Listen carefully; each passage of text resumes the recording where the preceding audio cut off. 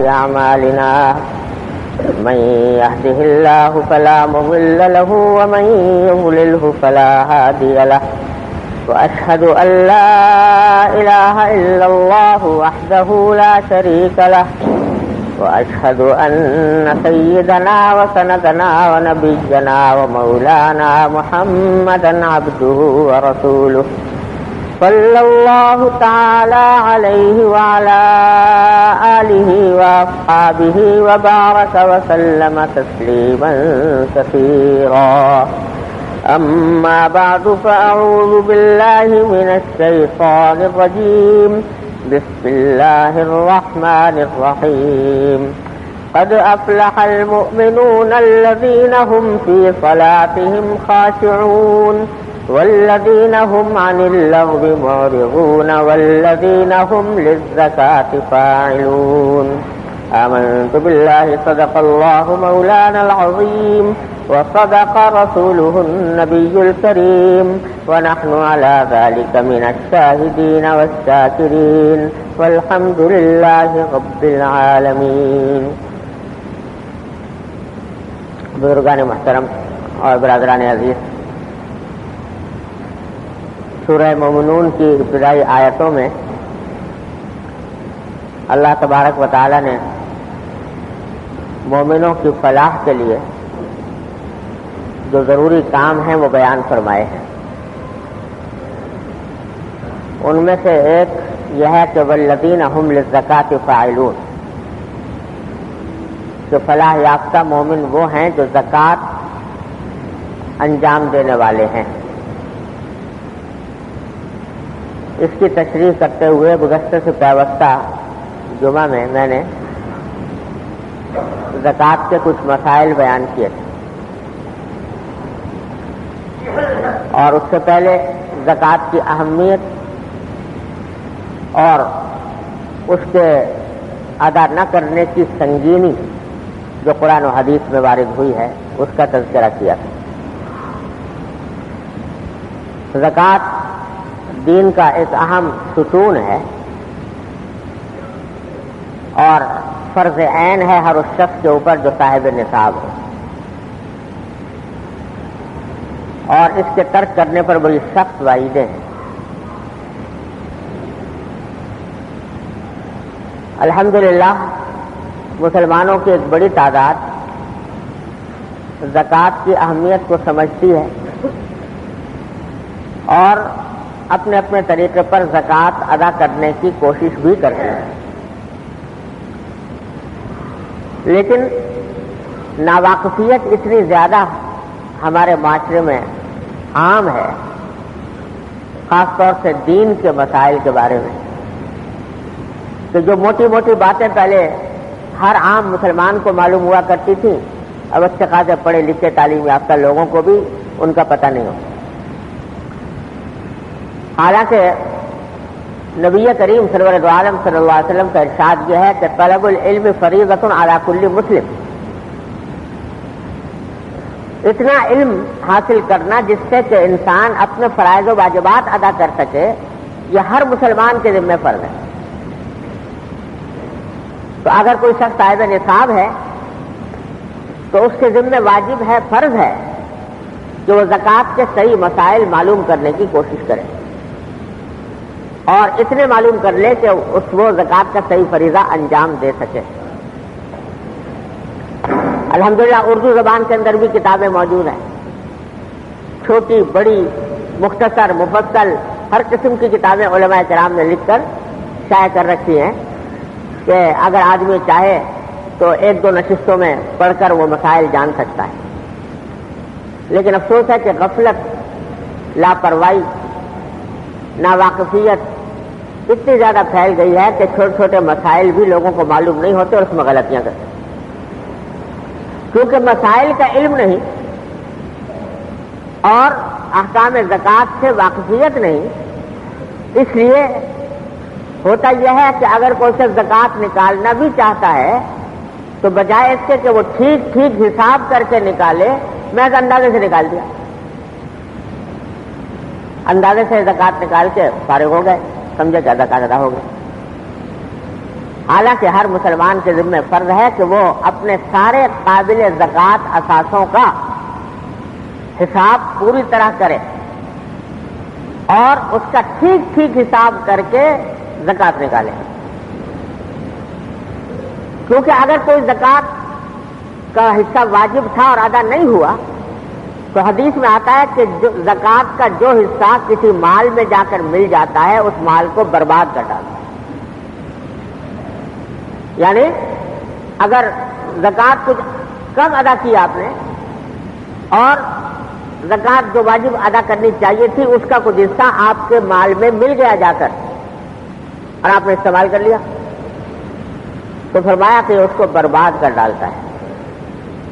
آخرت کی بربادی تو یقیناً ہے ہی,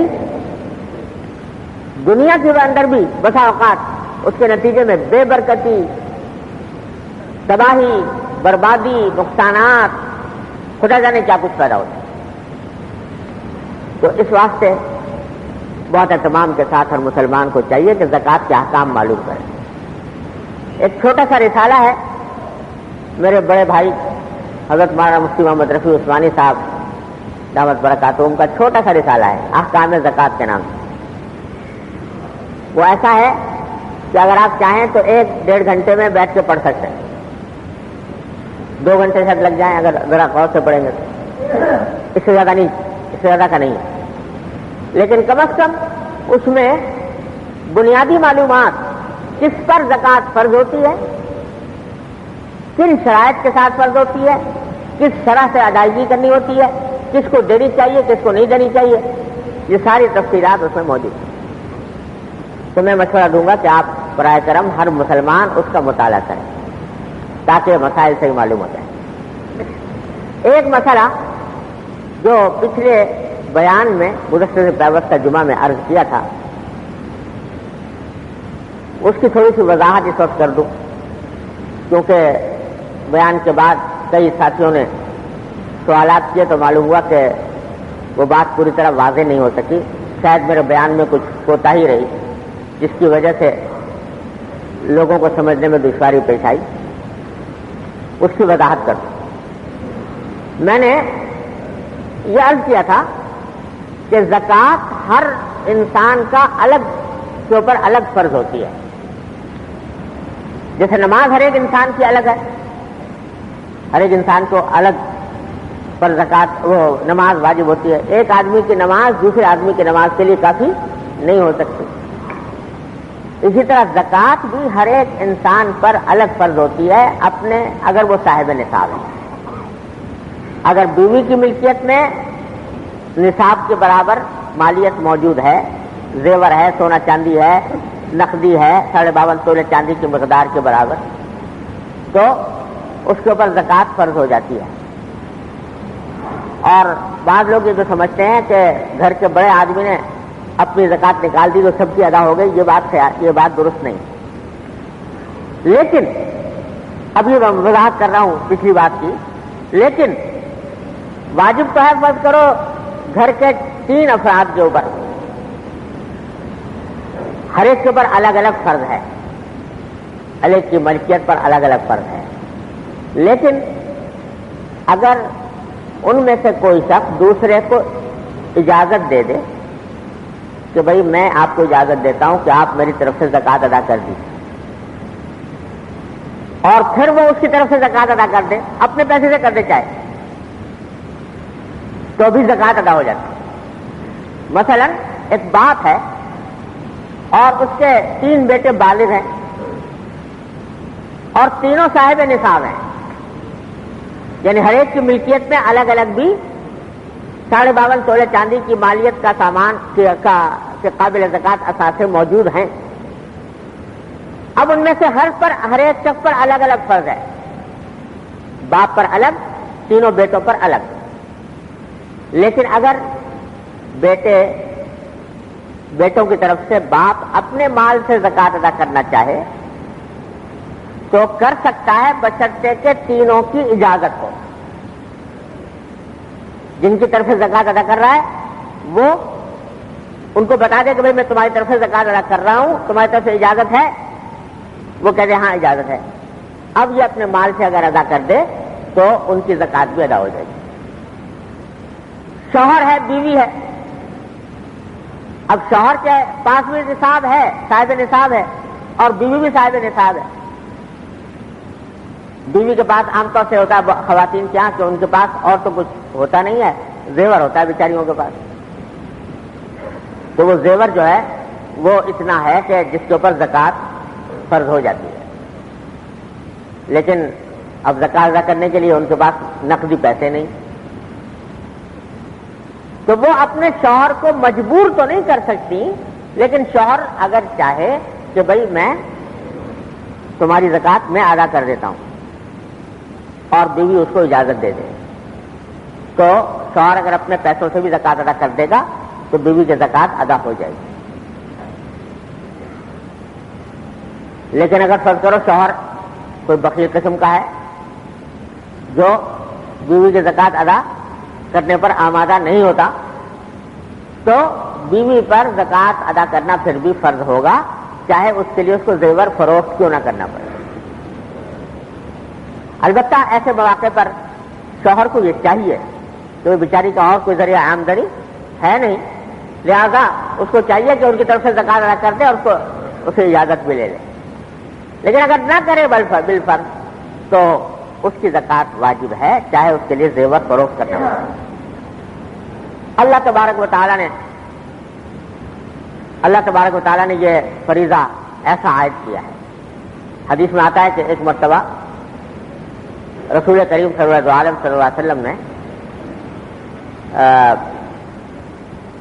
گھر میں تشریف لائے، حضرت عائشہ صدیقہ رضی اللہ تعالیٰ عنہا کو دیکھا تو ان کی ہاتھ میں کچھ انگوٹھیاں نظر آئیں چاندی کی. تو آپ نے حضرت عائشہ سے پوچھا کہ بھئی انگوٹھیاں کہاں سے آئیں؟ تو حضرت عائشہ نے عرض کیا کہ رسول اللہ میں نے یہ کہیں سے حاصل کی ہیں اور یہ اس لیے ہیں تاکہ ذرا یہ اچھی لگتی ہیں دیکھنے میں، تو آپ کو بھی دیکھ کر خوشی ہوگی، اس واسطے میں نے یہ حاصل کر لی. تو حضرت عائشہ سے آپ نے فرمایا کیا تم اس کی زکات نکالتی ہو؟ زکات نکالتی ہو؟ حضرت عائشہ نے عرض کیا کہ نہیں یا رسول اللہ اس کی زکات تو نہیں نکالی. تو آپ نے فرمایا کہ اگر تم یہ چاہتی ہو کہ اس کے بدلے میں آخرت میں تمہیں آگ کی انگوٹھیاں پہنائی جائیں تو بے شک زکات نہ نکالو، لیکن اگر آگ کی انگوٹھی پہننے سے بچنا ہے تو پھر اس کی زکات بھی ادا کرو. اتنی تاکید فرمائی رسول کریم صلی اللہ علیہ وسلم زیور کے بارے میں. تو اس واسطے خواتین کے ہاں کے معاملے میں خاص طور پر اس بات کا لحاظ ہونا چاہیے کہ وہ اگر ان کے پاس زیور ہے بشرطے کہ ان کی ملکیت میں ہو. یہ بھی ہمارے معاشرے میں ایک عجیب فساد پھیلا ہوا ہے کہ ملکیتوں کا تعین ہی نہیں ہوتا. یہ ہے کس کا؟ بس الٹا آ رہا ہے گھر میں سامان اور یہ پتہ نہیں کہ وہ ملکیت کس کی ہے. اس کے نتیجے میں بعد میں جب کبھی موقع آتا ہے تقسیم وغیرہ کا یا میراث تقسیم ہونے کا وقت آتا ہے تو جھگڑے کھڑے ہو جاتے ہیں.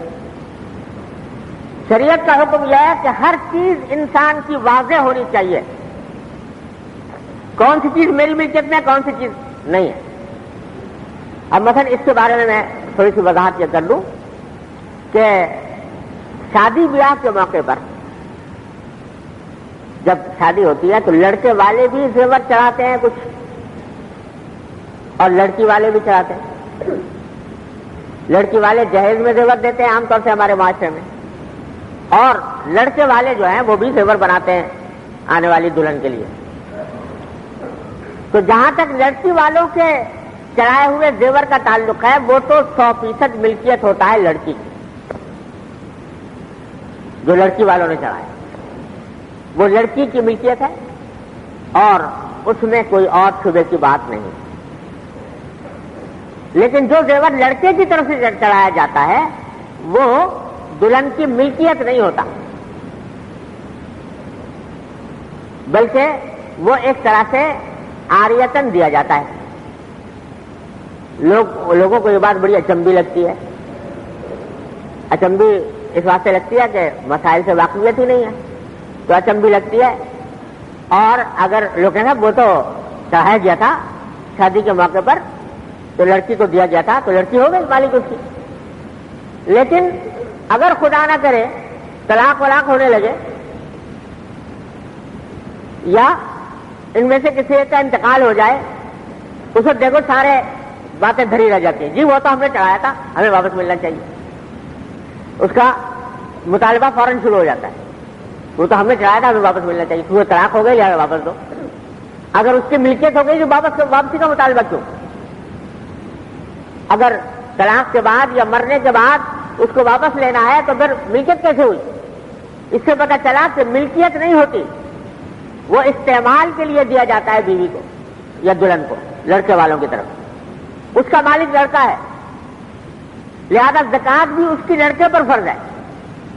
چاہے استعمال کر رہی ہو بیوی, صبح شام وہی پہنتی ہے وہی استعمال کرتی ہے, لیکن زکات اس کی فرض ہوگی شوہر کے ذمے اس واسطے کہ مالک وہ ہے. ہاں اگر کسی وقت شوہر یہ کہہ دے کہ بھئی یہ زیور جو میں نے چڑھایا ہے یہ اب میرا نہیں ہے, جو تمہارا ہے, تو بس تم جانو تمہارا کام جانے. میں اگر مر گیا تو بھی تمہارا, طلاق ہو گئی تو بھی تمہارا, اور میری طرف میرا اب اس کے اوپر کوئی مطالبہ نہیں ہے, اور نہ آئندہ دل میں یہ خیال لائے کہ مجھے واپس لینا ہے. اس کو مالک بنا دے تو پھر بے شک وہ مالک بن جائے گی, اور پھر اس کی زکات بھی اسی کے اوپر فرض ہوگی. لیکن اس کے بعد پھر یہ دماغ میں نہ رہے کہ خدا نہ کرے اگر طلاق ہو گئی, خدا نہ کرے موت ہو گئی تو پھر مطالبے کا حق نہیں رہے گا, وہ پھر اسی کا ہے. وہ جو چاہے کرے اس وہ خود پہنے, فروخت کرے, پیسے حاصل کرے, جو چاہے کرے, وہ مالک ہے اس. یہ اس وقت ہوگا جب شوہر صراحتاً کہہ دے کہ یہ میری ملکیت سے نکل گیا, تمہاری ملکیت ہو گیا. اب اور یہی وجہ ہے کہ یہ بھی جائز ہے کہ شوہر وہ زیور جو ہے مہر کے اندر اس کی ملکیت کرے. بس کرو مہر جو ہے 50,000 روپے تھا تو زیور بھی چڑھایا گیا. جب زیور چڑھایا گیا تو اس وقت میں کوئی صراحت کیونکہ نہیں تھی, لہذا وہ ابھی تک لڑکے ہی کی ملکیت ہے. اب اگر وہ یہ کہتے کہ جو زیور میں نے چڑھایا ہے یہ میں مہر میں لگاتا ہوں تمہارے, جو تمہارا مہر کا حصہ ہے, تو 50,000 روپے اگر مہر مقرر ہوا تھا 50,000 روپے کا زیور دے دیا, مہر پورا ادا ہو, اب وہ مالک بنا. اس صورت میں زکات بھی اس پر فرض. ہر چیز میں معاملہ یہی ہے کہ جو شخص جس چیز کا مالک ہے اس کی زکات اس کے ذمہ پر. ہاں دوسرا آدمی اگر اس کی طرف سے رضاکارانہ طور پر زکات دے دے, اس کی اجازت سے زکات ادا ہو جائے گی. بیوی کی طرف سے شوہر دے دے, اولاد کی طرف سے باپ دے دے, تو زکات ادا ہو جائے گی بشرطے کہ اجازت ہو. بغیر اجازت کے نہیں ہوگی, اس واسطے کہ یہ اس کا اپنا فریضہ ہے. تو بھائی یہ میں نے ایک چھوٹی سی مثال دی اس بات کی کہ زکات کے جو احکام اور مسائل ہیں ان سے ہمارے معاشرے کے اندر ناواقفیت بہت پھیلی ہوئی ہے. اس کی وجہ سے یہ ہوتا ہے کہ زکات ادا کرتے بھی ہیں لیکن بسا اوقات صحیح طریقے سے ادا نہیں ہوتی, اور زکات کے ادا نہ ہونے کا وبال اپنے سر پر باقی رہتا ہے.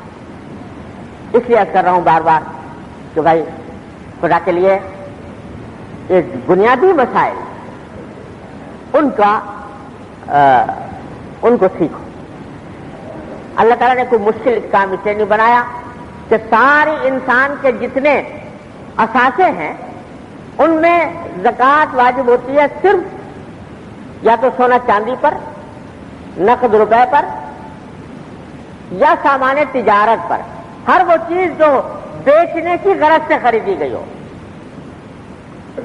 اس کے اوپر.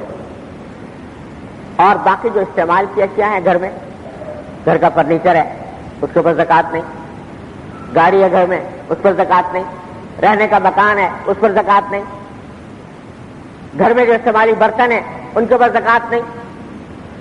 ہاں جو بینک بیلنس رکھا ہوا ہے اس پر زکات ہے، جو گھر میں پیسے رکھے ہیں اس پر زکات ہے، گھر میں سونا چاندی یا زیور ہے اس کے اوپر زکات ہے، اور جو چیز خرید بیچنے کے لیے خریدی ہو، کسی نے پلاٹ خریدا ہے کوئی زمین کا بیچنے کی غرض، اس غرض سے خریدا ہے کہ یہ جب ذرا قیمت بڑھ جائے گی پھر بیچوں گا، اس کی مالیت پر زکات ہے۔